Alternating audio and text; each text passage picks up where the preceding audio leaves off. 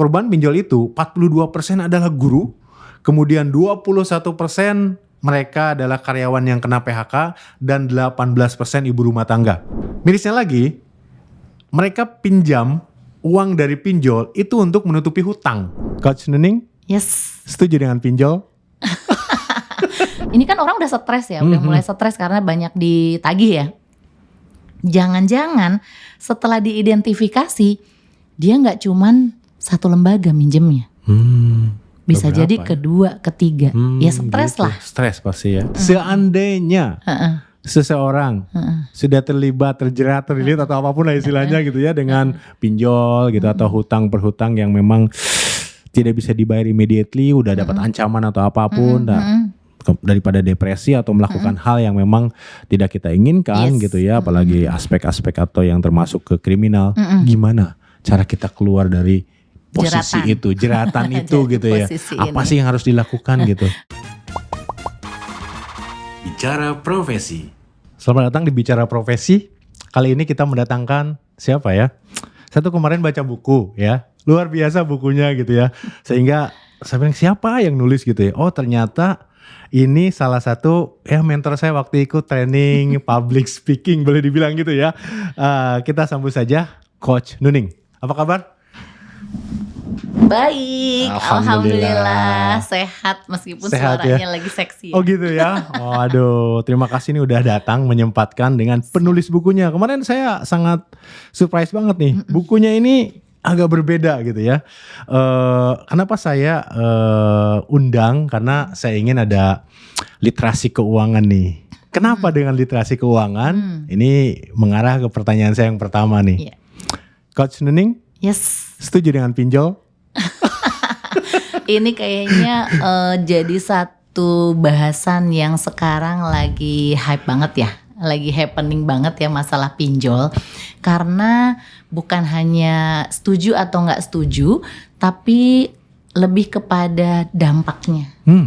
Itu dampaknya banyak banget sih, Pak Dokter. Iya, dampaknya luar biasa ya. Dampaknya itu bahkan bukan hanya sampai ke depresi. Oh iya, lebih dari itu. Beberapa berita ya, Tapi kan banyak mudah-mudahan ya tidak terjadi lagi. Ada yang macam-macam ya di sana ya. Luar Tapi biasa. kan banyak yang memang mengerikan.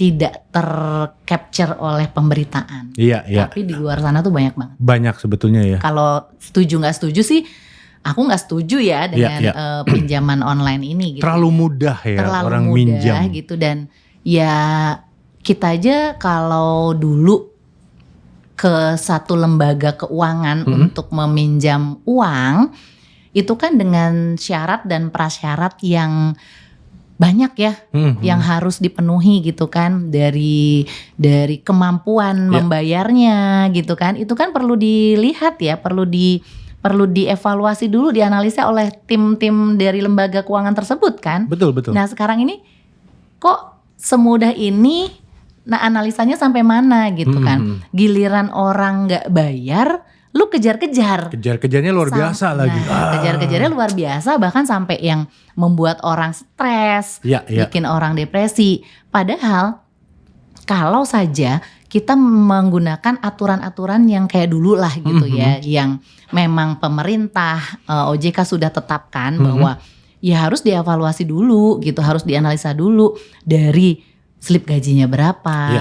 Bicara tentang syarat dan prasyarat ini, kami di perencana keuangan mengajarkan literasi keuangan itu memang ada batasan presentasi berapa maksimal hutang atau utang yang memang kita boleh ambil gitu loh. Nah, kenapa sekarang orang pada terjerat ini kan kadang-kadang melebihi batas itu.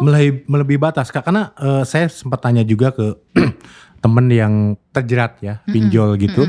Terlepas itu ilegal atau tidak, sesimpel swipe up gitu ya. Kemudian foto KTP, foto dengan KTP, terus ngisi pendapatan Anda berapa. Ya kita kan bisa bilang berapapun gitu ya. Tanpa harus slip gaji yang ditandatangani oleh HR dan sebagainya gitu ya. Semudah itu sih Coach. Kalau menurut saya itu luar biasa bahaya gitu. Betul, nah kita gak tahu kan. Karena kayak cair dalam waktu beberapa jam. Berapa jam aja gitu ya.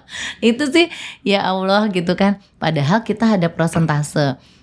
kenapa dulu banyak lembaga keuangan sendiri itu menolak sebenarnya begitu ya pengajuan pinjaman kita. Iya. Kenapa? Karena memang sudah dievaluasi ada batas 35%. 35% maksimum. Dan itu kan bisa dicek ya di BI checking juga. Iya. Jadi mereka kadang-kadang malah justru aku nggak tahu, aku dengar juga nih dari beberapa teman-teman, bahkan banyak yang menawarkan ini nggak lewat BI checking kok lolos kok. Ya justru itu malah kita jadi nggak tahu sudah di bawah masih di bawah 35% atau di atas 35%-nya itu berapa, atau bahkan ternyata udah 90%. Bisa jadi. Ya itu kan mencekik. Iya.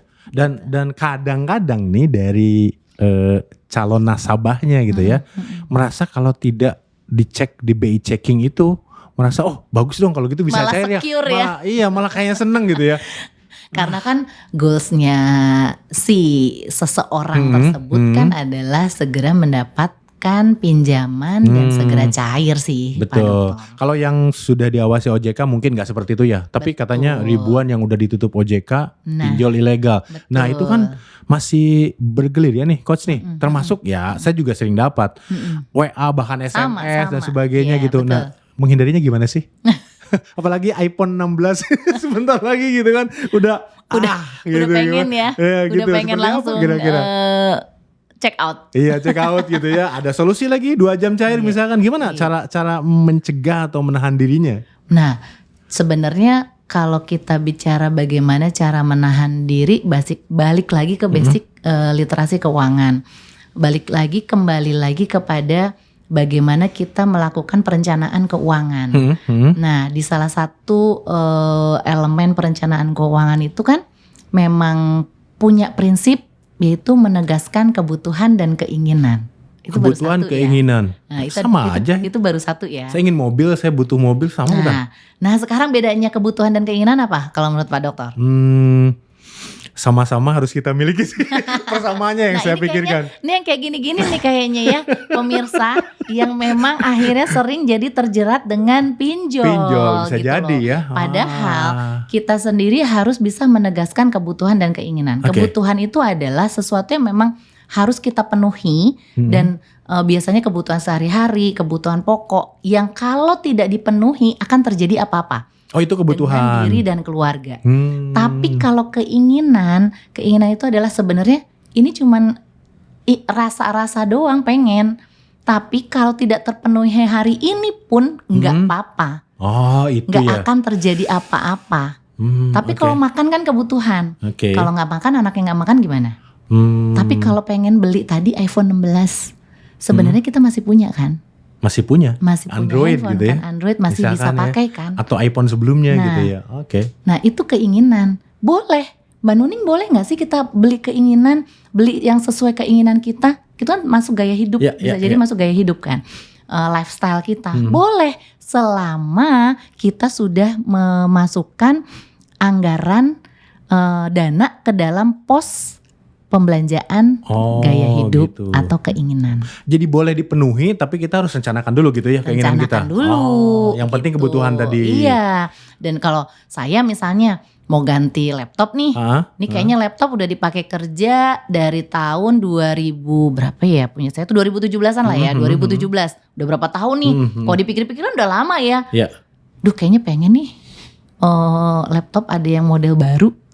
Dan secara prosesor kayaknya lebih cepat. Nah, terus satu lagi buat saya perempuan lebih enteng. Dan masuk nih ke tas kita yang tas perempuan. Tas pergi lah intinya, bukan tas laptop ya. Bukan tas laptop gitu kan. Pengen gak? Pengen, Mbak Nuning pengen gitu. Tapi ya memang harus ngumpulin dana dulu. Misalnya nih kepengenannya di Januari. Kita targetkan nih, oh iya ntar dapat proyeknya apa aja nih gitu kan. Dari proyek itu kita sisihkan. Oh berarti kira-kira nanti Oktober dia baru bisa beli. Oh gitu, memang itu harus boleh ya? keinginan. Nah sekarang ngopi. Ngopi itu kebutuhan apa keinginan? Kalau saya sih kalau ngantuk kebutuhan tuh. Tapi kopi saset. Maksudnya kopi apa nih? Kopi Starling ya. Oh Starling. Waduh itu ya. Starling saset udah cukup. Kalau ngantuk inilah gitu. Nah padahal ngopi itu kita bisa jadikan kebutuhan, tapi bisa juga jadi keinginan. Apa bedanya? Kan sama-sama kopi nih. Kalau zaman dulu atau sekarang, orang tua kita, kan tua kita dulu rumah kan gak ada pagar ya. Gak ada, ya. Jadi kalau manggil tetangga udah tinggal enak aja nih. Pak Dokter Dede sini dong mampir ngopi ke terasnya tuh. Diajak ngopi, karena memang bapak butuh ngopi pagi. Itu udah terbiasa, itu kebutuhan. Tapi kalau ngopi zaman sekarang, yang Pak Dede hari ini kita ngopi di mana? Iya. Ngopi di sini aja deh Mbak Nuning. Janganlah Pak Dede.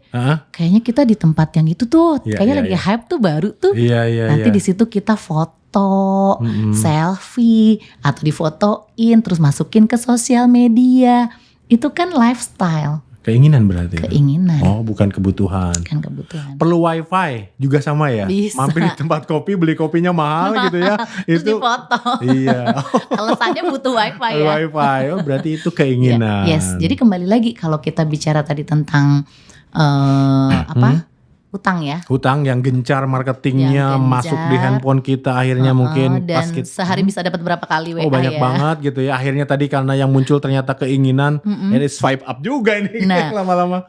Sebenarnya ini sebenarnya prinsip yang ketiga dari perencanaan keuangan. Ada 1, 2 dan prinsip keempat. Ini prinsip ketiga yang memang relate dengan tadi. Bagaimana kita menegaskan kebutuhan dan keinginan itu. Jadi kalau pamannya memang gak butuh, udah merem.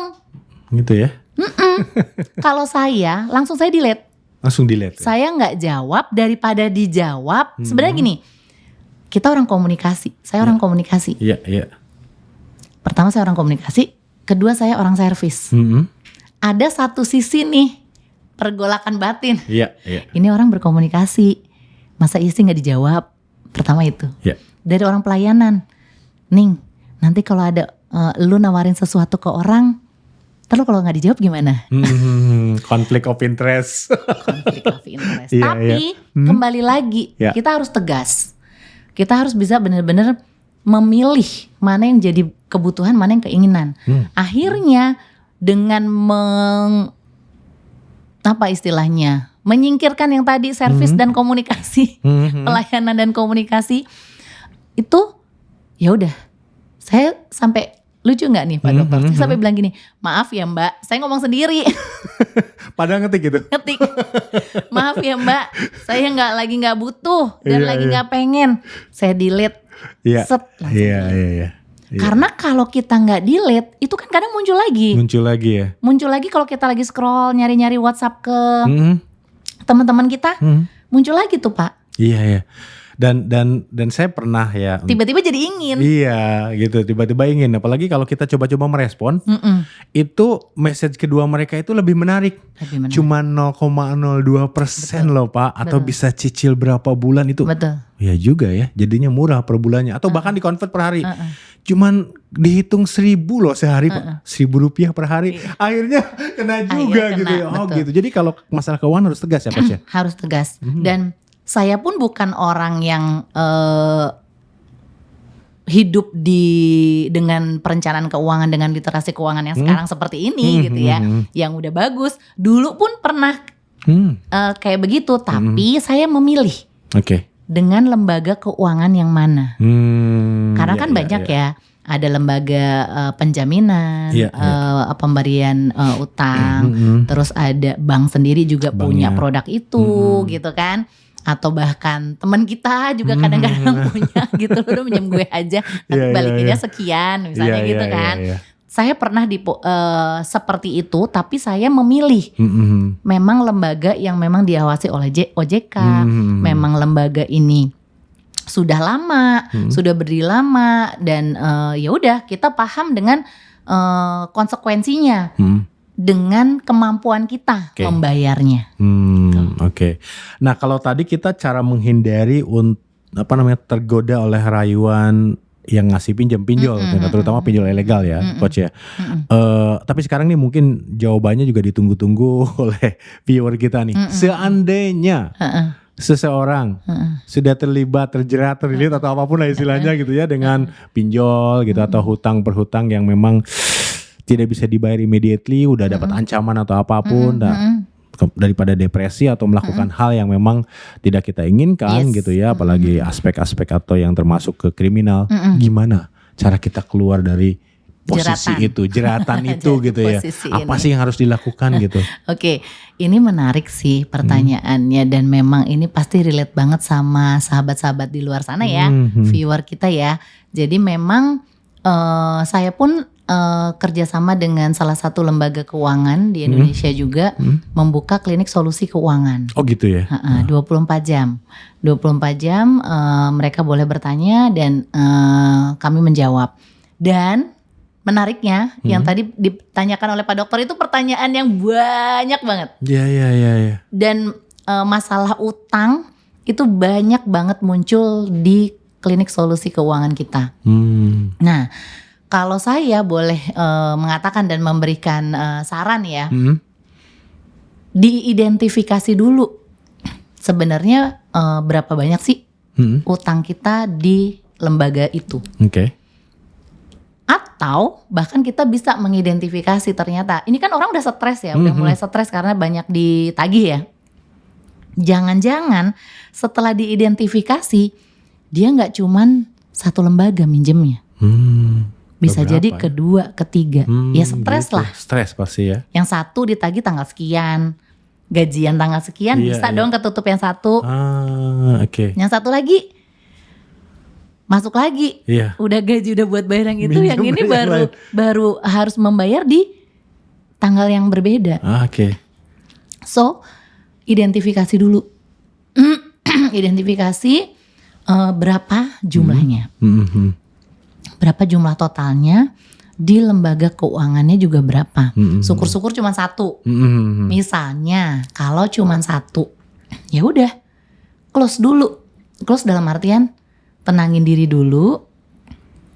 Kalau ini kan pinjaman online ya? Pinjaman online lah. Kalau pinjaman online nih saya kurang tahu ya, saya belum pernah. Oke. Koordinasinya ke siapa? Kalau yang ke lembaga keuangan kan kita bisa datang ke kantornya ya. Kantornya di mana? Alamatnya di mana? PIC-nya siapa? Atau bahkan bisa datang ke customer service-nya. Kalau yang ini online, segera cari tahu. Dia harus menghubungi siapa? Oke. PIC dari lembaga tersebut. Kemudian dia sudah bawa nih dokumen data-data misalnya. Oh ya pinjaman saya sekian gitu kan. Ajak ngobrol si PIC bahwa kondisi saya sekarang gini, istilahnya nyerahin badan lah. Nyerahin badan, oke. Nyerahin badan tapi ya harus tahu diri lah ya, maksudnya saya dalam kondisi misalnya kalau dulu kan alasannya pandemi ya.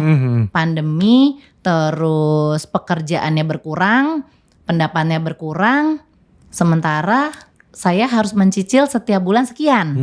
Yang tadinya misalnya 1,5 juta saya tercover dengan pekerjaan saya dengan salary yang kita dapatkan, saat ini jadi agak berat nih.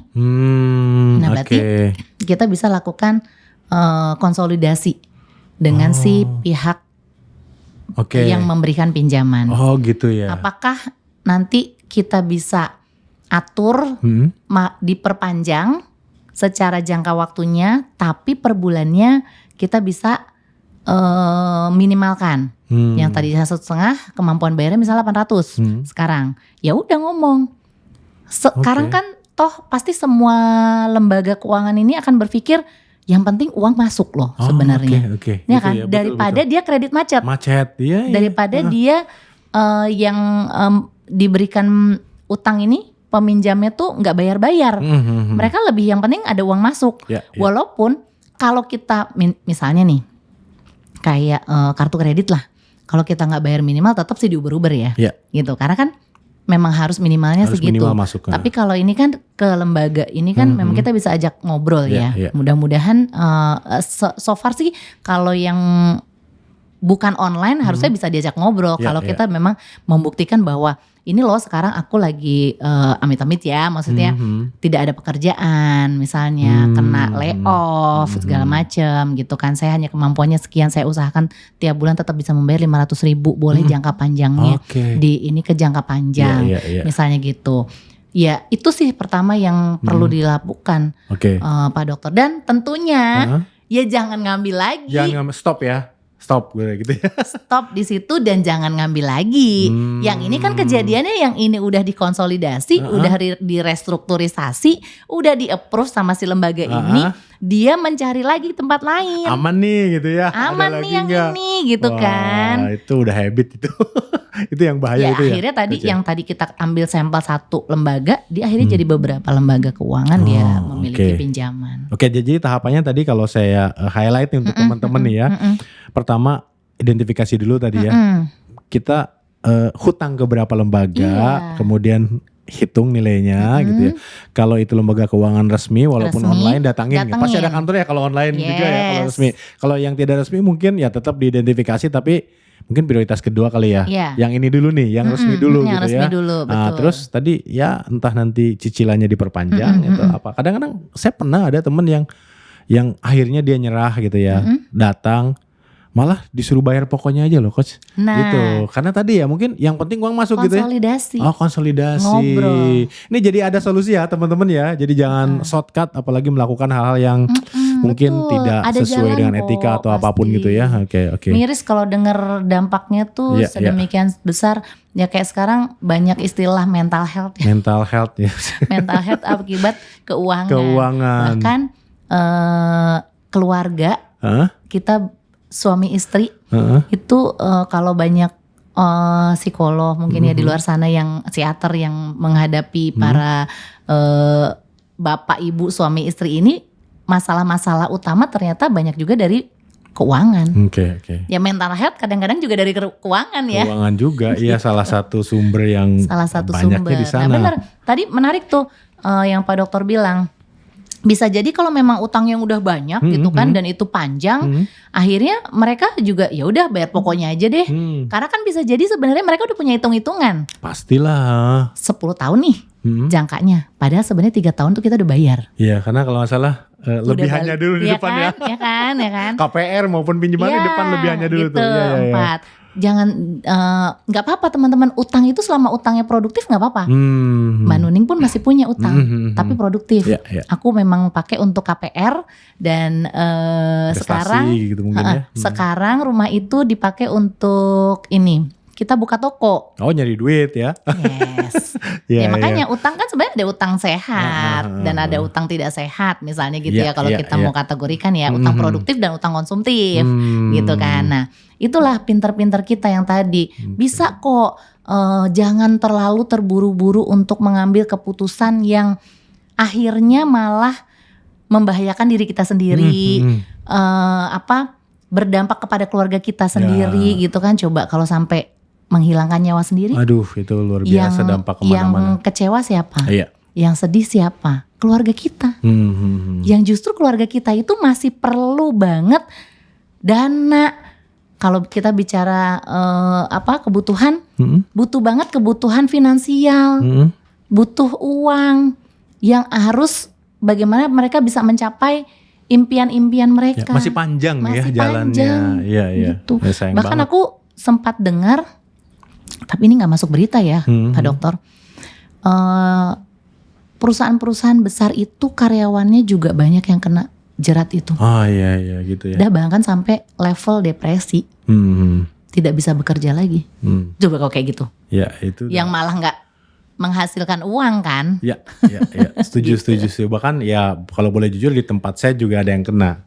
Dan itu bukan yang gajinya kecil. Besar. Tapi level manager gitu ya. Betul. Ya itulah tadi gaya hidup atau. Nah, menarik tuh. Gaya hidup tuh menjadi satu hal yang perlu kita tegaskan ya. Memang benar-benar kita tegaskan. Karena banyak case-case di luar sana yang aku juga sempat kalau nggak salah dulu di company besar juga. Karyawannya malah bukan pinjol sih zaman dulu. Korupsi akibat gaya hidup. Yang dia harus memenuhi, istrinya pengen ini. Nah itulah. Anaknya pengen ini. Ingin terlihat wah di antara di lingkungannya. Iya. Yang kita dengar korupsi kan bukan OB atau tukang parkir ya. Kalau yang ketangkep itu ya, justru yang punya jabatan harusnya cukup ya. Padahal kita kalau berpikir ngapain lagi sih? Orang gajinya dia udah segitu loh ternyata. Di atas gitu. 20 loh. Ngapain juga dia ngambil uang lagi gitu buat apa gitu loh. Berarti kan kembali lagi.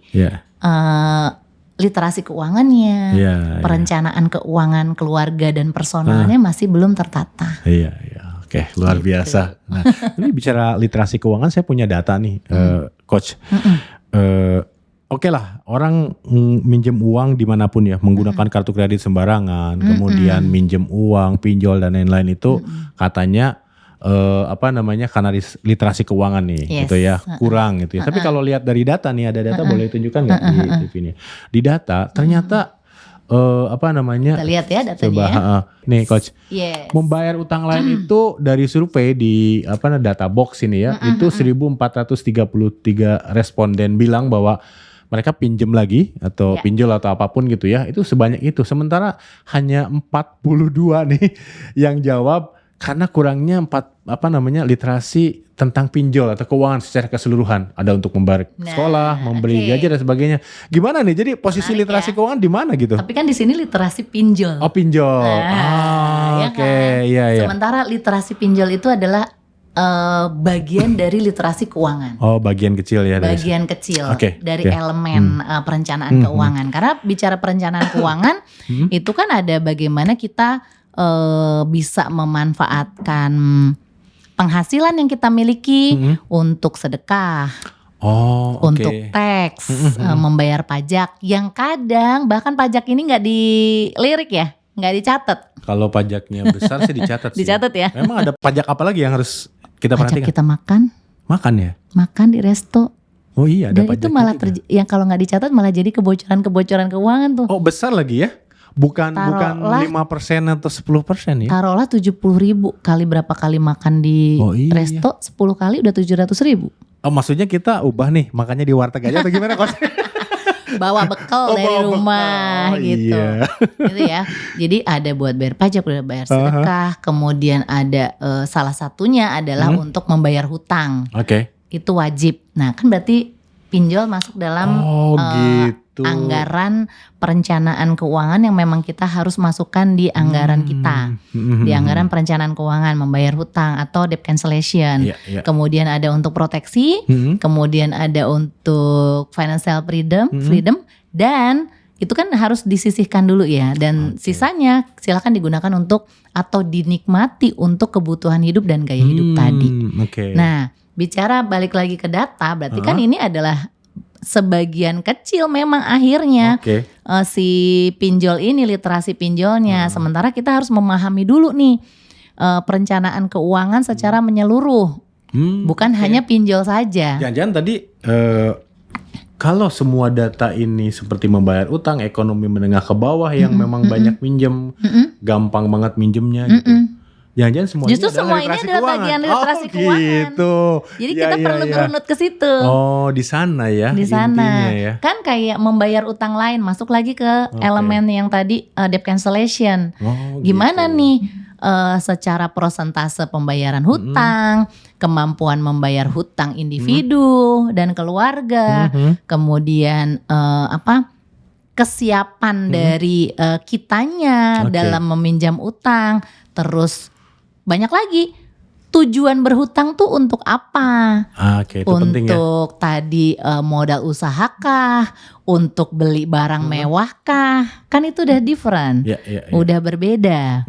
Oke, pemirsa berarti clear ya. Gitu ya. Kenapa survei ini gini? Semuanya ini literasi keuangan, perilaku konsumtif juga bagian dari literasi keuangan gitu betul. ya. Literasi keuangan itu kalau kita masuk ke mentoring, ke sesi coaching, ada financial coaching ya. Financial coaching itu kita tidak hanya memberikan literasi keuangan. Yes, itu pertama basicnya secara menyeluruh. Tapi kembali lagi kepada kebiasaan. Kepada habit. Bagaimana kita memperlakukan uang, kemudian bagaimana sifat-sifat orang itu kan beda-beda tuh. Sifat orang dalam memperlakukan uang ini seperti apa, gitu kan? Tergantung waktu dulu dididiknya seperti apa. Ada yang uang tuh gampang dicari, ya kan? Uang gampang dicari. Jadi pada saat si anak ini sudah dewasa, dia bekerja, memiliki satu penghasilan, dia jadi punya habit atau memiliki sifat terhadap uang tuh ya sesuai dengan gampang dicari dulu gitu ya? dia di lingkungan seperti apa. Apapun yang diminta dikasih gitu ya. Bisa jadi. Gitu. Nah itu kan akan mempengaruhi ini nih. Pertanyaan selanjutnya sebenarnya saya terkait dengan itu. Kalau misalkan sekarang orang udah terjebak, terjerat, udah dewasa dengan gaya hidup yang tadi kopi aja kebanyakan keinginan bukan kebutuhan gitu ya. Betul. Makan di restoran ya udah pajaknya nggak dipikirin Nggak gitu dipikirin, ya. padahal tahu-tahu 1 juta. Nah pertanyaan saya, kalau kita memberikan literasi keuangan di level orang-orang yang seperti itu kan kayaknya udah mungkin udah bebal nih, udah nggak masuk. Ya udahlah, besok juga lunas dan sebagainya nih. Pertanyaan saya adalah sebaiknya kita menanamkan literasi keuangan itu sejak umur berapa sih gitu? Sejak anak bisa mengenal uang. Oh gitu. Kalau saya merekomendasikan sebenarnya di usia 4 tahun 5 tahun ya. 4 tahun 5 tahun. Oke. Usia TK ya. Pokoknya dia udah mengenal uang, udah mengenal bisa uang. ngitung Tapi kan mungkin. memang kita perlu ajarin. Perlu kasih tahu apa itu uang. Kayak di buku kita nih. Iya, apa itu? Apa itu uang? Apa itu uang kertas? Apa itu uang logam misalnya itu. Saya terus terang mengajarkan Mas Ken anak saya itu dulu di usia 2,5 tahun atau 3 tahun. Oh udah tahu uang? Tidak tahu uang secara detail, tapi saya mengajarkan dari cara penggunaan uang. Oh cara penggunaan uang. Jadi saya mengajarkan dari bagaimana saya memandang uang itu menjadi berharga, kemudian bagaimana saya membentuk kebiasaan-kebiasaan terhadap uang, uang itu digunakan untuk apa saja, dan bagaimana kita bisa mendapatkan uang dari apa saja. Nah di usia 2,5 tahun, 3 tahun kan dia bisa baca 3 tahun 9 bulan. Sebelum dia bisa baca, saya udah beliin buku dari dia, bahkan dari dia lahir saya udah beliin buku. Udah belikan buku. Nah pada saat 2,5 tahun, 3 tahun itu saya ajak ke toko buku. Saya kasih uang 100.000, nominal 100.000. Mas, jatah mas 100.000. Dia nggak tahu uang itu apa. Saya bilang ini alat tukar. Kalau mas mau buku itu, mas harus kasih uang ini ke kakak yang ada di kasir. Gitu. Nah jadi jelaskan. Dan itu kita harus role play dulu di rumah. Nanti kita ke toko buku, ada buku banyak nih mas, buku anak-anak, buku ini, mas karya buku anak-anak. Nanti bayarnya di sini pakai uang yang ini ya nak, 100.000. Jadi dia pada saat di toko buku tuh nggak kaget ngelihat uang 100.000. Gitu. Nah saya jatah. Nah nanti dia kan belum tahu nilai uang kan, dia hanya melihat angka. Angka sudah tahu berarti angka udah tahu. Kan kalau di buku kan ada 50.000, 20.000. Dia tahu angka 2, angka 5, tapi dia kayak belum bisa menyebut 20.000, 50.000 tuh belum. Dia hanya tahu 20 misalnya. Mami ini berapa? 20.000 nak. Uang aku masih cukup, masih. Dia akan lari lagi. Aku mau ini ya. Nanti dia cari lagi yang harga 30.000. Pokoknya sampai dia dapat beberapa buku. Aku bilang masih, aku bilang masih cukup, dia cari. Tapi selama dia juga berpikir bahwa ini buku aku, buat aku cukup, gitu ya. Dia berhenti. Udah ini aja, nanti banyakan, gitu kan. Oke kita hitung yuk. Jadi saya ajarin sambil gitu. Walaupun dia belum tahu nilai uang secara realnya. Ini 20 tambah 50, 70 ya nak. Yang ini 5.000, 5.000. Jadi 10.000 tambah 70, 80.000. Mas masih punya uang 20.000 nanti kembali. Gak apa-apa. Jadi dia yang ke kasir sendiri. Dia yang bawa bukunya. Dia masih kecil gitu kan. Ini kak gitu kan. Nanti kembaliannya dikasih ke saya. Oh gitu, jadi mengenalkan konsep uangnya sebagai alat tukar dan karena dia sudah bisa menghitung gitu ya, atau angka-angka, jadi bisa diajak untuk mengkalkulasi. Wah ini beda banget dengan mungkin ya seperti saya nih ya, atau mungkin teman-teman nih ya yang nonton video ini. Kadang-kadang kita main gampang aja sih, mahal. Jangan ini mahal, nah ini aja murah gitu kan. Ya udah kalau murah mau ya udah. Jadi dengan seperti itu malah tidak mengenal konsep uang ya. Betul. Tidak, oh gitu. Kalau ini jadi dia tahu. Aku nanti ngobrol sama dia. Nih mas ini harganya 20.000. Yang ini 50.000. Kalau mas mau beli yang serial kayak gini 50.000 tuh mas bisa dapat 2. Oh okay, lucu gitu. Nanti makin lama makin besar baru kita kenalkan bahwa ini murah ini mahal. Oh baru ke sana. Iya. Bahkan kita bisa kenalkan mas. jatah Mas Ken kan hanya 100.000 nih. Kalau Mas Ken mau beli lebih, Mas harus create money. Gimana caranya Mas bisa dapat uang? Gimana Mam?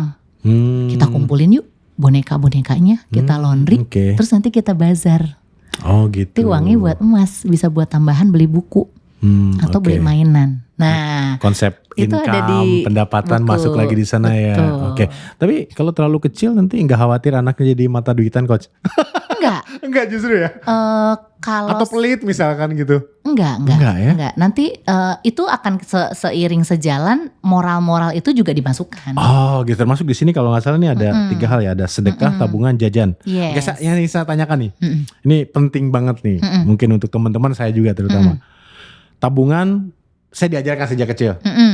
Berhemat pangkal kaya gitu ya, hemat pangkal kaya. Jajan ya anak-anak jajan lah. Tahu kalau tabung itu uang nggak hilang, nanti kita kumpulin akhirnya bisa beli apa.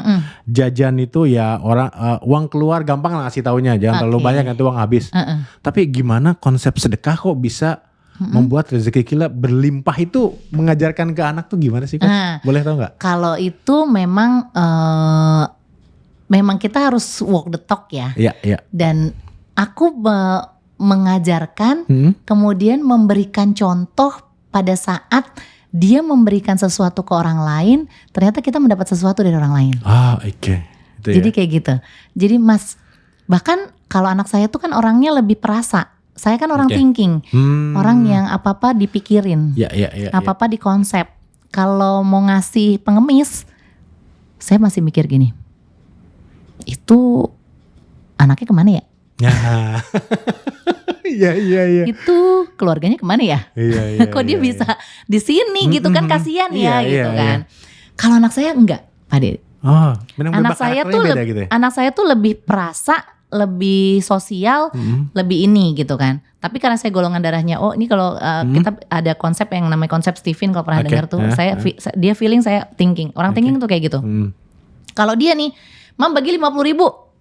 Buat apaan?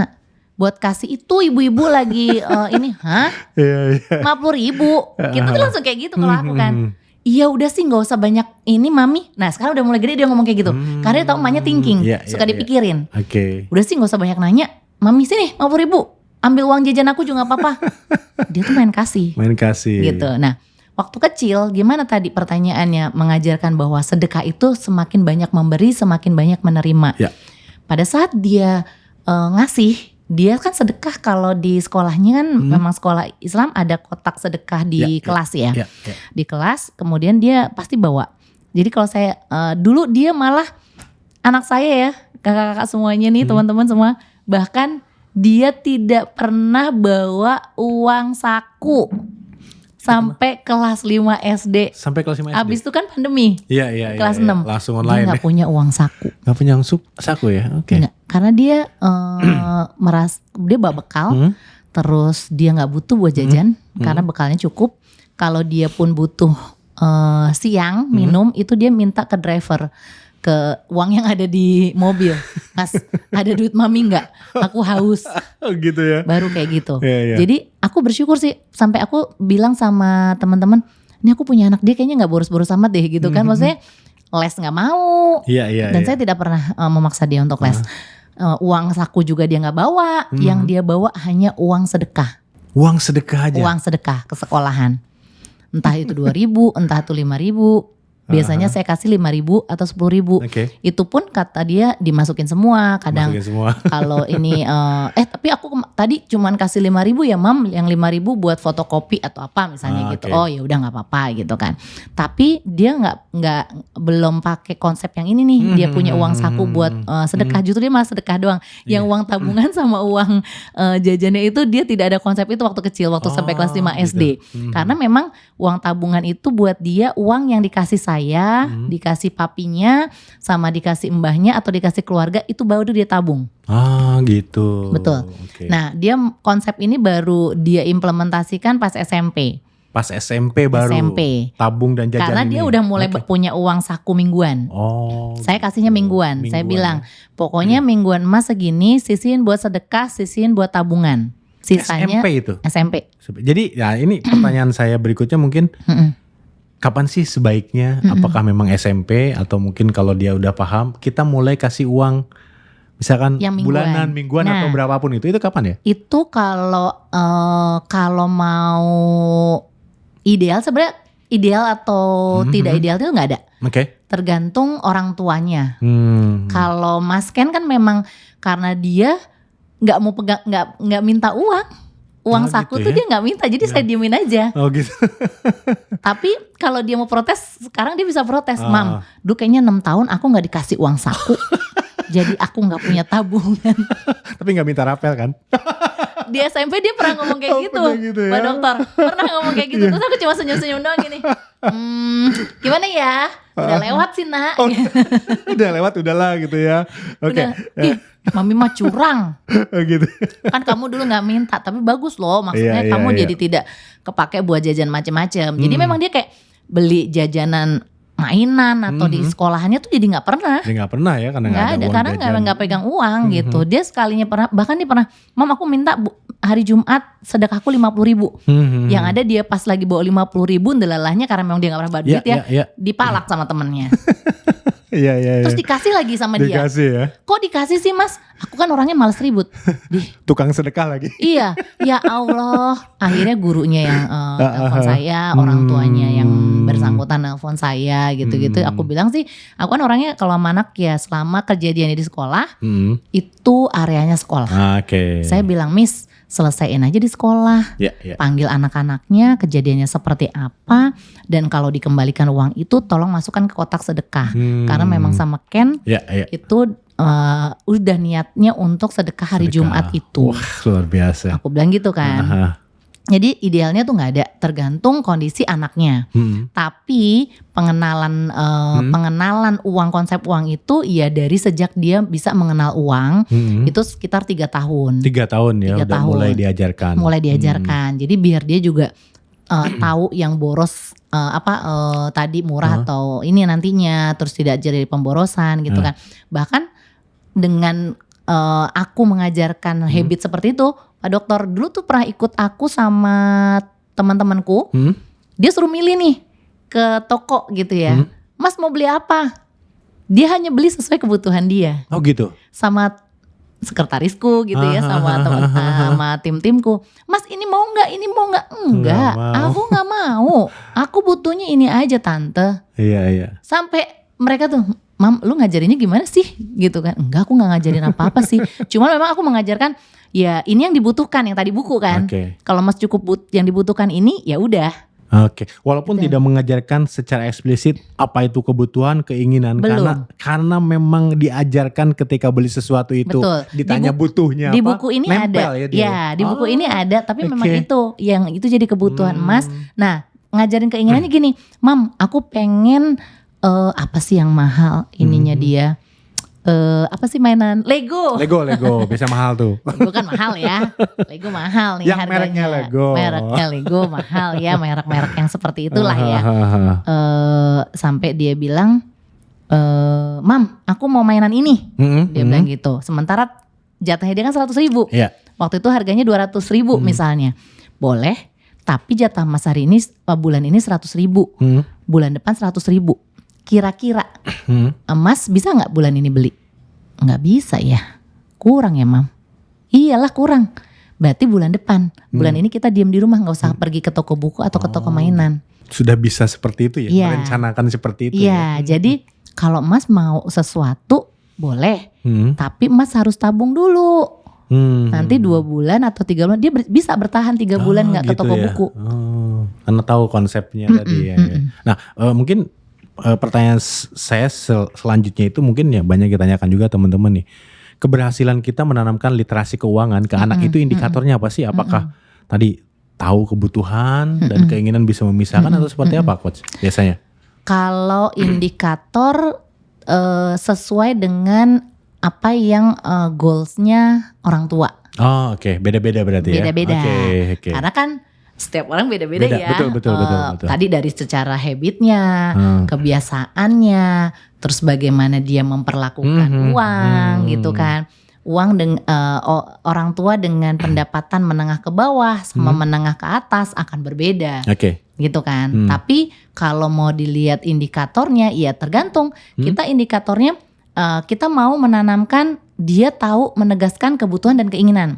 Ya indikatornya pada saat dia perlu sesuatu dan kita tanya itu butuh kebutuhan kamu atau keinginan kamu, dia bisa menjawab. Bahkan ada orang tua yang sampai mana proposalnya. Sampai gitu ada ya? Iya. Untuk beli laptop kuliah. Laptop kuliah nih. Padahal laptopnya masih ada. Mah, laptopnya ini. Tapi aku butuh prosesor yang ini. Ya udah, bikin proposal dulu. Nanti dengan prosesor yang baru, laptop yang baru, apa yang bisa kamu hasilkan? Seperti apa sih, misalnya gitu. Nah itu tergantung orang tuanya. Jadi kayak saya, beda-beda. Ya kayak saya kemarin beliin Mas Ken memang karena kebutuhan ya. Waktu pandemi kan tiba-tiba harus pakai laptop. Dia biasanya pakai laptop jadul saya kan, bekas saya lah istilahnya. Dan dia biasa pakai handphone bekas saya, karena saya bilang ini masih bisa dipakai. Terus laptop bekas saya gitu. Akhirnya saya nggak tega kan pakai yang ini udah berat atau segala macam. Akhirnya saya beli yang harganya cukup mahal. Menurut saya. Terus saya bilang sama dia. Saya udah bilang, Mas ini harga laptop sekian. Sebenarnya untuk anak SD ini terlalu mahal. Tapi Mami kenapa beli ini? Karena jangka panjang. Ini bisa Mami bisa garansi dengan pemakaian kamu yang baik, dengan maintenance kamu, perawatan kamu ke barang ini, kamu bisa pakai sampai sampai kuliah bahkan. Saya bilang gitu. Dia setuju. Terus dia punya tabungan kan? Ya udah Mam, bagi 2 aja. Aku bayar separuh, Mami bayar separuh. Iya. Karena dia itu memang tahu kebutuhannya dia gitu kan. Dan dia mau mengorbankan apa yang dia punya juga gitu ya. Dia mengorbankan apa yang dia punya. Karena kan memang tiap bulan kami kasih uang yang khusus buat ditabung tadi gitu. Di luar dia menabung dari uang sakunya. Ada memang kita kasih uang tabungan. Luar biasa, gitu. Kapan-kapan saya pengen undang ke sini. Gitu, dengan ibunya pasti gitu ya. Coach, gini pertanyaan saya, kalau anak sampai paham misalkan, katakanlah kita berhasil menanamkan literasi keuangan seperti itu, kita sering dengar mahasiswa itu kuliah sambil kerja. Kalau udah sampai sepaham itu ketika anak-anak gitu ya, nanti wah udah tahu konsep mendapatkan uang gimana. Saat SMA dia bekerja atau ingin menghasilkan uang, boleh nggak sih sebagai orang tua kita melarang nggak sih? Udah belajar dulu nanti terganggu pelajarannya, malah SMA pun nggak lulus. SD sampai SMA kan wajib ya. Kalau kuliah kan ya bisa disambung kapan gitu ya. Gimana? Kalau ada anak yang akhirnya SMA itu sambil kerja, sambil bisnis, boleh nggak sih? Dan gimana cara mengarahkan? Boleh ya. Untuk aku sendiri ya, aku itu belajar jualan dari SD. Malah mamanya dari SD. Serius. Gitu ya. Jadi dari SD udah jualan cemilan kecil-kecilan, jualan kayak pernak-pernik yang dibeli di pasar Gembrong, kayak gitu tuh waktu SMP. Bahkan kerja aku jualan daster, ngambil dari Solo, pulang pergi kan sekalian mudik. Jadi ada alasan mudik, kulaan, terus menghasilkan. Kan enak kan? Jadi biaya mudiknya dari keuntungan, kemudian kita tetap dapat penghasilan tambahan.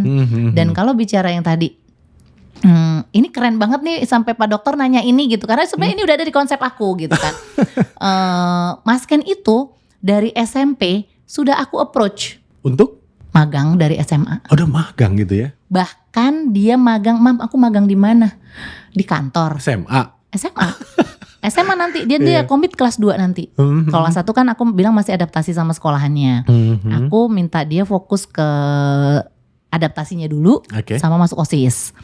Nah, kelas 2 SMA itu udah sedang nih Mas. Karena kalau kelas 3, kelas 2 akhir atau mau kelas 3 kamu harus mulai fokus sama kuliah. Oh, persiapan ya. Persiapan kuliah. Dan dia bertanya, "Mami mau kasih aku magang di mana? Di kantor?" "Enggak lah, enak aja." "Terus di mana?" "Di kafe." Terus jadi apa? Jadi pelayan. Gitu ya. Jadi kan kayak sekarang kita makan di restoran, saya sudah mulai mengajarkan yang kayak kumpulkan di tengah. Jadi makanan yang tidak dimakan dibungkus. Kemudian piring-piring, gelas-gelas kotor, piring kita jadiin satu ditumpuk. Kenapa Mas? Membuat bahagia waiternya, pelayannya. Jadi enak tinggal angkut. Terus mejanya juga bersih. Nah, nanti kita tes nih. Kamu jadi pelayan kafe, kamu akan menemukan customer-customer yang seperti apa. Jadi kalau Mas mau diperlakukan yang baik dari sekarang, Mas berbuat baik. Oh gitu ya. Gitu. Jadi sejak rumah, bukan nanti pada saat magang baru dipaham Mami itu ya? Enggak, iya. Dari sekarang. Jadi dia sekarang sempat dia cerita, kan dia sekarang udah mulai nongkrong sama teman-teman di kafe, makan, minum. Mami, yes, aku sekarang ini loh mulai rapih-rapihin piring di tengah gitu kan, nanti biar diambil gini. Terus temen aku pada nanya gitu kan, ngapain sih Ken pakai diberes-beresin? Nggak apa-apa, pengen aja gitu. Ya nggak apa-apa, nanti Mas harus bilang biar ini membantu pelayan atau apa gitu juga boleh Mas disampaikan ke teman-teman gitu. Ya aku cuma jawabnya nggak apa-apa, biar rapi aja, biar bersih aja. Gitu ya. Namanya minimal orang lain ngelihat dari ininya ya. Namanya anak laki ya, gitu kan. Jadi jawabnya suka-suka dia. Ya kalau cewek mungkin cewek tuh rapiin biar gini, tapi kalau cowok ya udah ngasih contoh aja ngasih gitu. Contoh. Oke, luar biasa. Dia sendiri yang rapiin, dia nggak minta gitu. tolong yang lain temennya. Ngikutin malu sendiri ya, rapiin sendiri nanti. Nah aku bilang itu kan malah Mas Ken punya prinsip sendiri.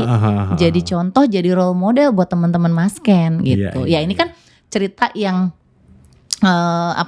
Mas Ken bisa mengadopt apa yang kita ajarkan. Tapi yang namanya anak-anak ya, kadang-kadang ya pemirsa jangan sedih sama anak-anak mah. Kalau masalah uang, masalah apa, ada aja lah berantem-berantemnya. Iya. Tapi itu dinamika gitu. Itu proses tapi lah ya. Itu proses kayak dia, Mam kenapa Mami ngasih uang saku sekian misalnya gitu kan. Ya gak apa-apa karena sesuai dengan kebutuhan. Iya. Temen aku nih, kalau pamannya minta sama orang tuanya, Pak aku minta segini, Ma aku minta segini. Langsung loh Mam ditransfernya banyak.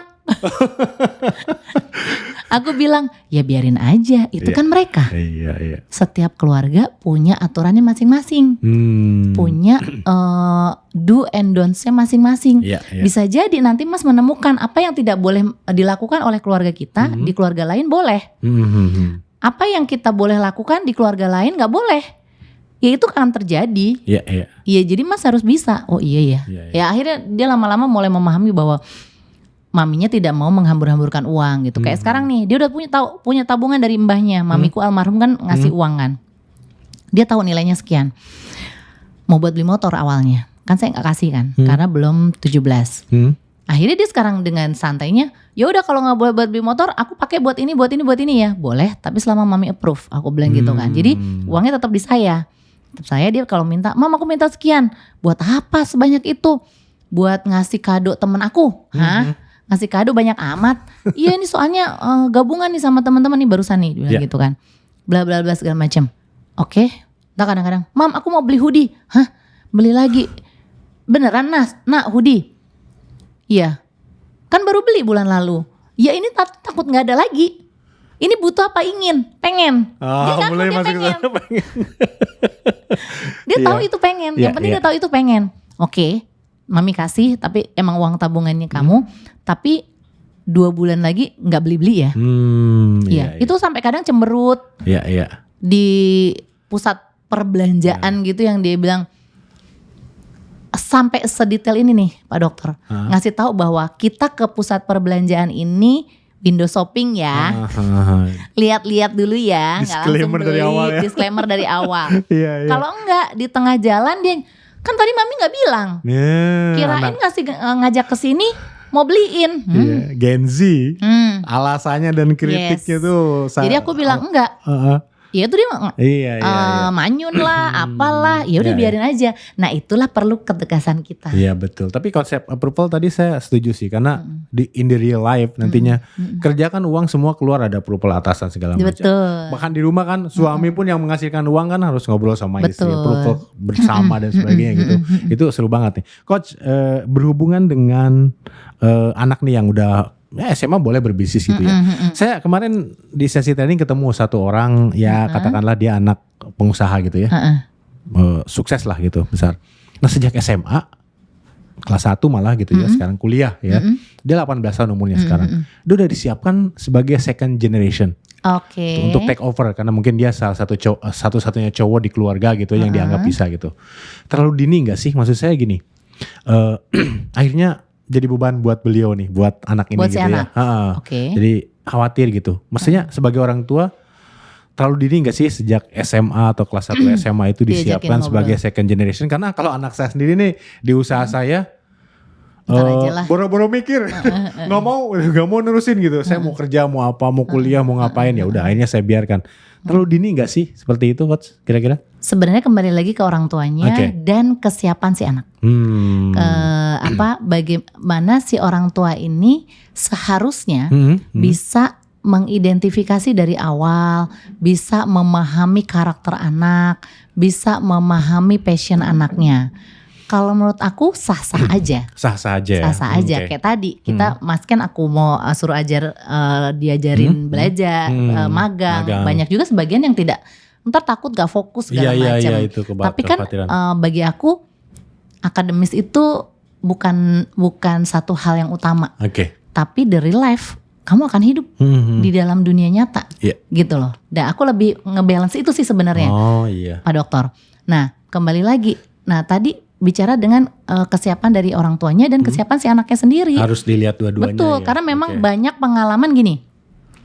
Anaknya udah dari SMA, dari kuliah diajarin bisnis, bahkan dia punya bisnis sendiri, tapi di akademisnya dia jeblok, misalnya gitu. Nah, itu kan balik lagi ke orang tuanya, komitmen di awalnya seperti apa, akadnya seperti apa. Kalau di awalnya bilang, boleh nih nak, kamu ini, tapi harus seimbang dengan akademis. Kamu tetap harus prioritas adalah kuliah misalnya. One time kamu melupakan itu, berarti stop bisnisnya. Iya, harus jelas ya di awal ya. Harus jelas di awal. Pertama itu. Yang kedua, kenapa aku bilang harus kesiapan antara kedua belah pihak. Memang harus diajak ngobrol. Banyak orang tua, jadi ini udah ke arah parenting nih pemirsa. Iya, nanti kita buat sesi berikutnya gitu. Banyak orang tua itu menganggap anakku masih kecil. Jadi gitu ya? Kalau diajak ngobrol kayaknya nggak ini deh. Padahal kita nggak tahu. Anak itu punya kemampuan yang lebih yang bisa. Walaupun kalau kita ngajakin ngomongnya SMP, mungkin dia sambil lalu. Kayak Mas Ken itu kan udah ikut kemarin training public speaking yang udah ikutan? Wah, luar biasa. Batch 8 yang dokter Dede juga pernah ikut academy trainer. Itu saya approach dari SMP. Gitu. Ya makanya tergantung nanti kesiapan anaknya, passionnya dia cocok apa enggak. Pokoknya kita kenalin dulu gitu ya. Kenalin dulu. Kesempatan, ajakin ngobrol dulu. Komunikasikan dulu apa yang akan kita life goalsnya orang tua apa, life goalsnya anak apa. Nah itu nanti kalau dikaitkan dengan kebutuhan dengan keuangan, setiap life goals akan diikuti dengan kebutuhan finansial. Gitu. Nah ini life goalsnya bapaknya apa sama ibunya. Nah anaknya seperti apa. Nah ini terjadi sama adik saya. Adik saya dari sekarang anaknya baru 16 tahun, itu udah disiapkan untuk melanjutkan bisnis. Orang gitu tuanya. Ya? Memang ada yang seperti itu ya. Jadi nanti dia sekolah fashion, dia sekarang sekolah SMA, nanti rencananya dia fashion di luar, balik dia akan melanjutkan perusahaan bundanya. Gitu. Kebetulan passionnya sesuai dengan bisnis ibunya gitu ya, atau orang tuanya. Nah nanti dia lebih ke arah manajemen fashion. Manajemen fashionnya. Nah dia dari situ dia ada yang benang merahnya, dia suka fotografi. Gitu. Dia suka foto-foto fashion. Jadi masih nyambung kan. Ya itu sah-sah aja. Boleh ya. Boleh aja. Tapi misalkan kalau orang tua punya bisnis, misalkan saya nih IT, anaknya suka yang bukan itu ya, atau pengen. Ya orang tua harus menyadari itu. Kasih kesempatan dia gitu. Jangan juga memaksakan. Makanya tadi kan kedua belah pihak harus siap. Ngobrol. Banyak memang sekarang, apalagi generasi baby boomer ya, dulu punya usaha banyak, yang udah tinggal sebenarnya anaknya tinggal nerusin. Ya, mau ngapain lagi sih gitu ya? Lu mau ngapain lagi sih? Restoran tinggal nerusin, perusahaan tinggal nerusin. Banyak yang nggak mau kan? Banyak yang nggak mau. Iya. Banyak yang nggak mau. Nah itu caranya gimana nantinya? Karena itu nanti berhubungannya dengan keuangan di bagian area proteksi sama distribusi. Gitu. Waris. Gitu. Karena kita juga nggak bisa memaksa anak kita memiliki bisnis bisnis kita. Iya. Karena kan bisa jadi passion anaknya dokter Dede nggak di IT. Iya, bisa jadi. Bisa jadi, malah mungkin bisa jadi dokter. Yang satu hobinya melukis, yang satu pengen jadi dokter hewan, dokter kecantikan kalau nggak salah gitu ya. Nah, nanti tinggal bagaimana orang tua ini untuk, kan ada idealisme di diri kita ya. Udah capek-capek nih papa bikin perusahaan. Iya. Udah punya karyawan banyak. Masa anaknya sendiri gak mau nurunin sih gitu kan. Kasih ke orang lain sayang. Ngasih ke orang lain sayang. Gimana. Nah harus punya cara-cara gimana biar perusahaan ini juga tetap tumbuh, tetap berkembang, dan tetap memberi manfaat buat orang lain. Jadi gitu ya? Life goalsnya yang dirubah. Life goalsnya yang berubah, yang dirubah ya sesuai dengan apa yang terjadi di keluarga pasti ya. Betul. Gitu, gak bisa dipaksakan intinya kan gitu. Kan ada yang life goals, ini perusahaan harus jadi punya anak gue.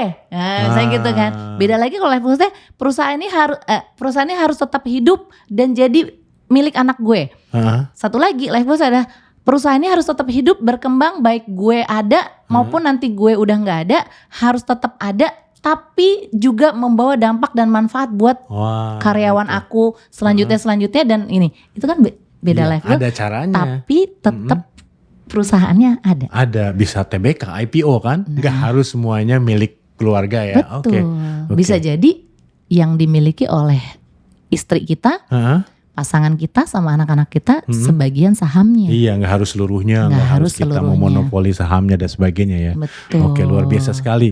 Kalau bicara life goals nih, sebenarnya life goals Coach Nuning apa nih? Setahu saya dulu, harusnya kalau berkarir kan luar biasa ya di perusahaan telekomunikasi, salah satu perusahaan telekomunikasi yang paling besar ya. Selular, jangan disingkat. Ketahuan gitu ya. Kalau karir kan kayaknya bisa udah jadi, pada tahu deh. Udah pada tahu ya di Telkomsel ya. Sampai dengan posisi tinggi pun bisa gitu. Tapi setahu saya pensiun muda ya. Boleh dibilang pensiun muda gitu ya. Pensiun muda. Kira-kira kenapa life gitu? Goals ya. Hubungan dengan financial freedom itu apa? Karena kadang-kadang orang memaknai financial freedom itu beda-beda nih. Contohnya ada banyak teman saya, ya saya mah pengen financial freedom. Mau beli apapun bisa. Satu. Ada yang kedua, bagi saya financial freedom itu ya saya mau kerja cari duit boleh, kalau enggak ya sudah seadanya. Seperti apa sih sebetulnya saya memaknai financial freedom itu, dan bolehkah kita mengambil risiko? Ya udah, mau financial freedom, nggak mau kerja 8 sampai jam 5. Saya resign aja. Seperti apa? Oke. Bicara life goals dulu ya. Life goals.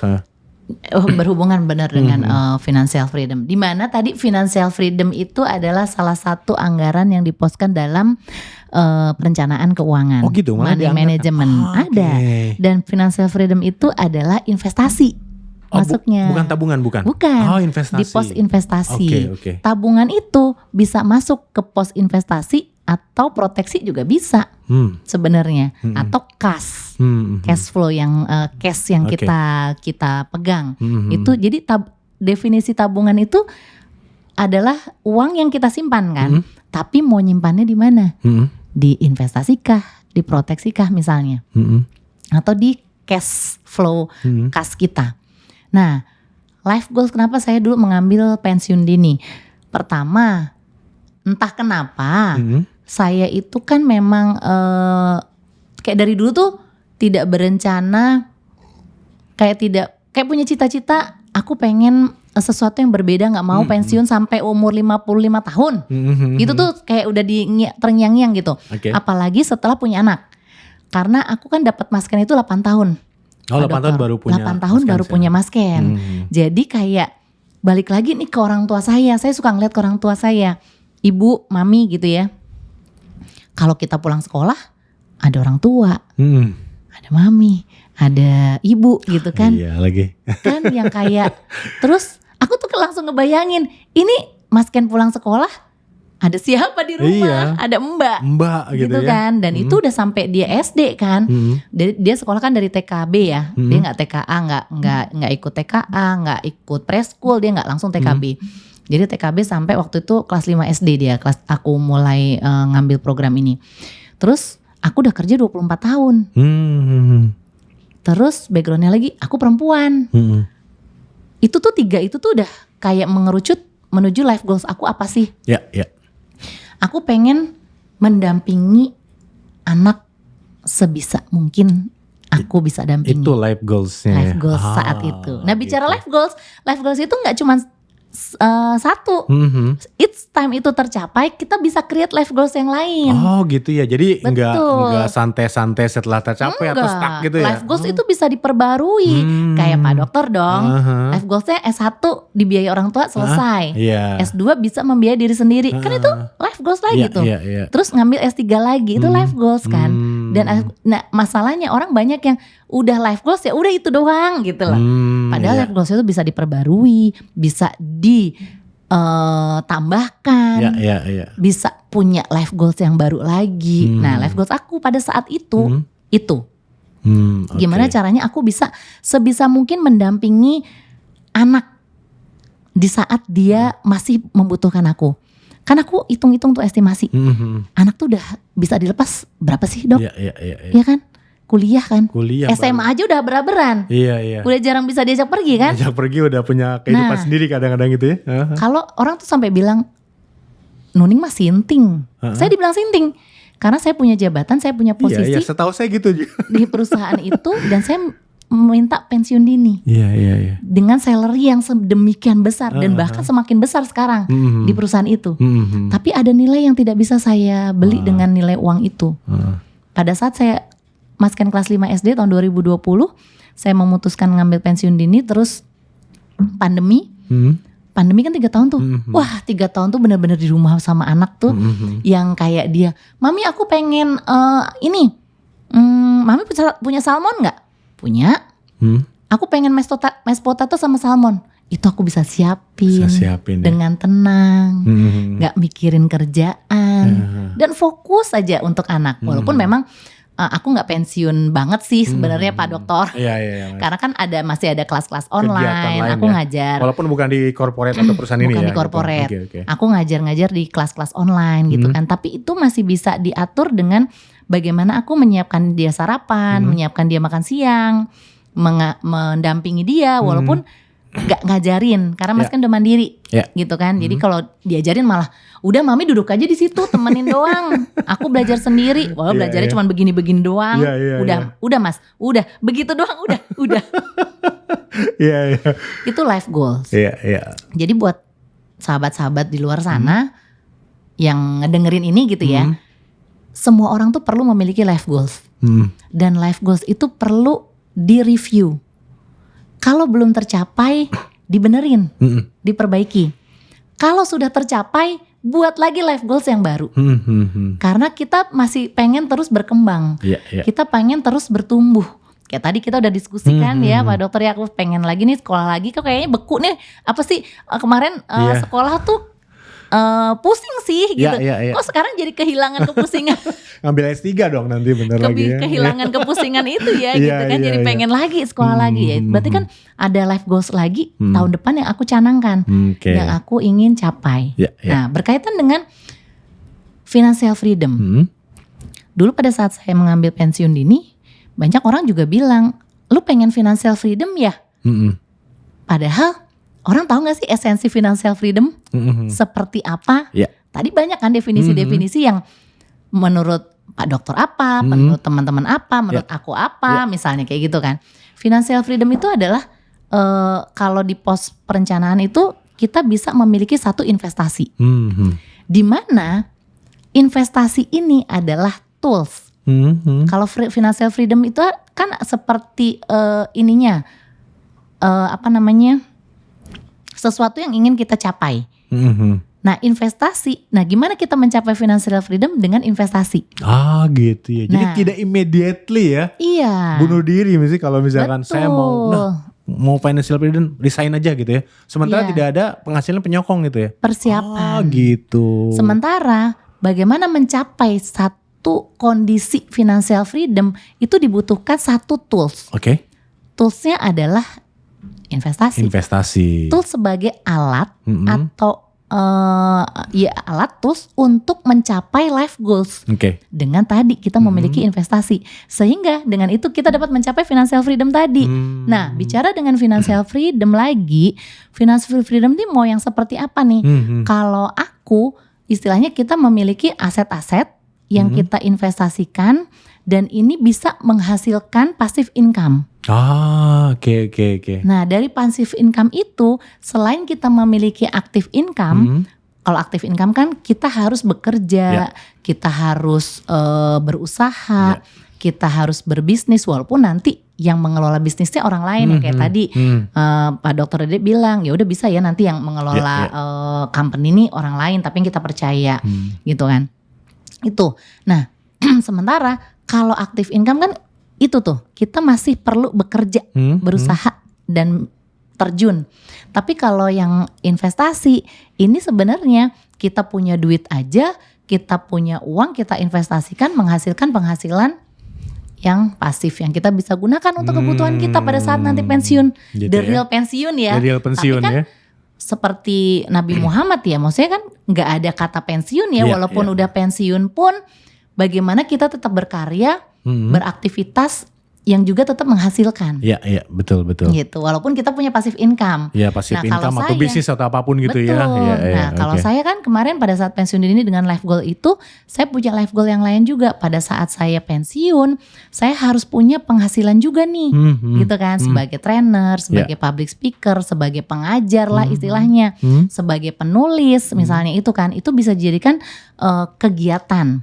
Nah, jadi saya nggak ngejar sesuatu harus ngajar sekian jam, harus jadi trainer sekian jam. Ya alhamdulillah, untungnya sebulan ini kadang penuh. Tapi kan itu bonus.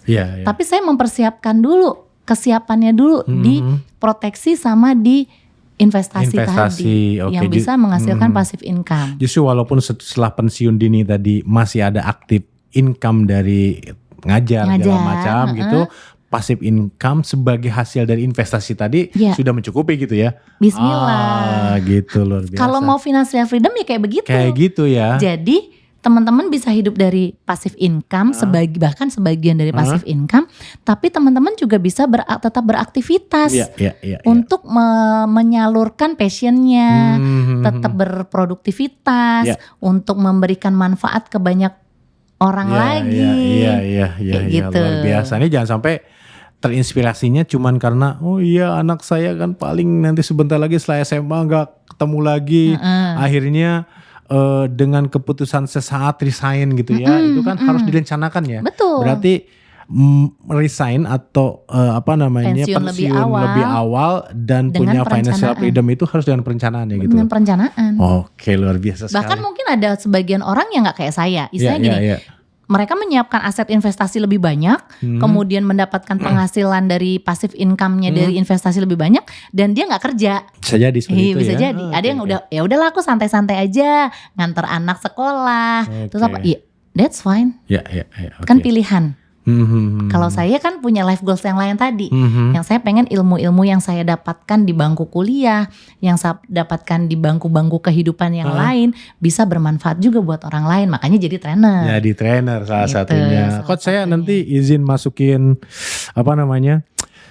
sosial medianya atau ininya ya di deskripsi ya, supaya nanti kalau yang mau tanya lebih lanjut ini luar biasa bisa tanya atau follow. Saya lihat sosial medianya juga sering sharing hal yang bermanfaat, bahkan kadang suka ada webinar gratis gitu ya, free webinar. Ikutin aja teman-teman ya, supaya dapat insight lebih lanjut.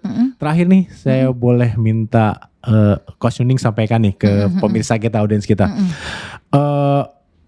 untuk menciptakan generasi bebas pinjol beberapa tahun ke depan. Terkait bukunya luar biasa sekali. Saya lihat ini, saya seperti masuk ke keluarganya Coach Nuning nih. Gimana diskusi-diskusinya dengan Karena Mas Ken sini. Banyak banget dan mudah dicerna. Bahkan anak saya bilang, "Papa ini untuk saya ya." Padahal kan ini sebenarnya untuk orang tua dan anak ya. Kita bisa pelajari dari sini. Ada yang disampaikan terkait dengan menanamkan financial literasi atau literasi keuangan bagi anak di keluarga? Silakan. Oke, aku sih sebenarnya punya tagline, creativity is emas and money is bonus. Nah, jadi masih berhubungan dengan finansial ya. Jadi apapun yang kita lakukan, kita harus bisa jadi orang yang kreatif.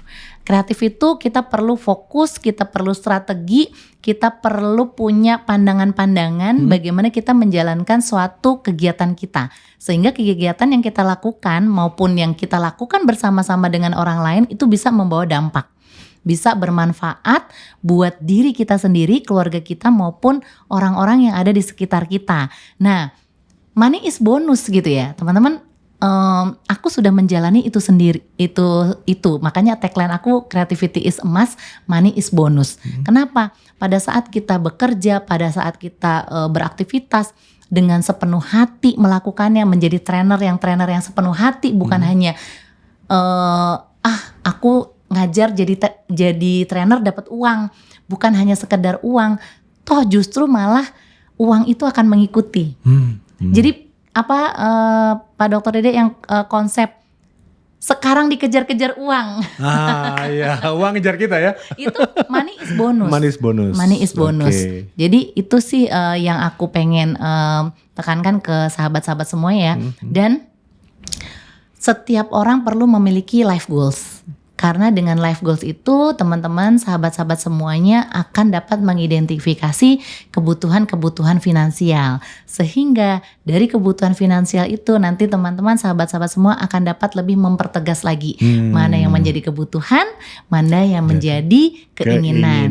Dan ditutup dengan disiplinkan diri dengan kontrol dari diri kita sendiri. Luar biasa sekali. Coach Nuning, terima kasih sharingnya di sesi kali ini. Semoga kita ketemu di sesi lainnya ya. Siap. Oke.